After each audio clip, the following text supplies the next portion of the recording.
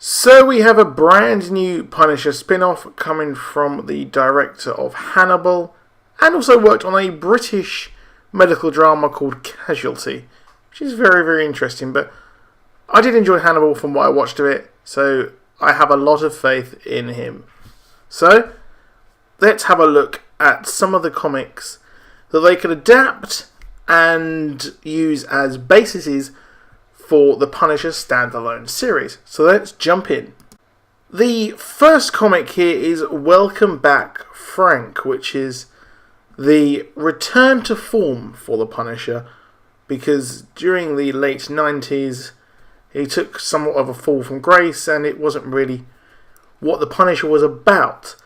So there was a kind of light-hearted but also very serious story behind this, where Frank, he's still a Vietnam War veteran, but he's taken on the Nucci crime syndicate, and there is the traditional trope of a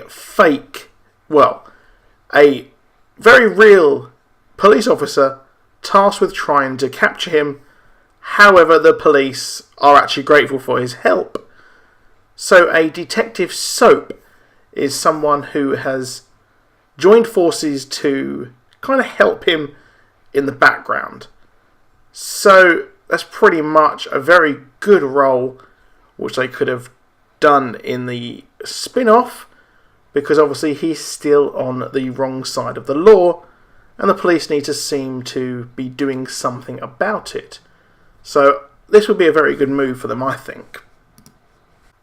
Next up, we have the Slavers storyline, which is, as you guessed it, is a story about Eastern European gangsters taking women and using them as sex slaves. Now, the Punisher does not stand for this one bit.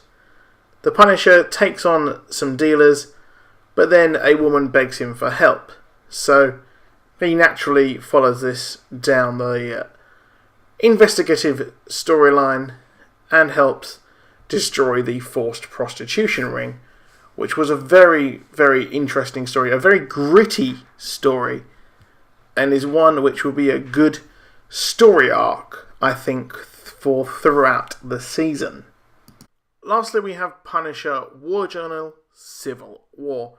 As a big Punisher fan, I did really enjoy his inclusion in the Civil War storyline, and the fact that Captain America and the rest of the anti-registration team had to take him on board and use his help, despite him being a convicted killer. I mean, he helps Spider-Man survive being attacked by pro-registration nuts by killing them. So he saves Spider-Man by killing people. But yeah, I really thought that this was a cool little addition. Now, I'm not sure what they'll do if they did adapt this in it.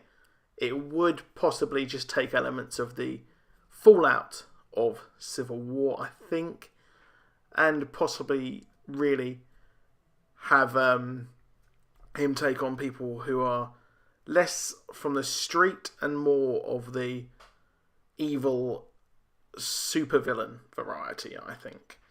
But anyway, hope you enjoyed that video. Drop a like if you did, and comment below what your favourite Daredevil or Punisher story is. And goodbye.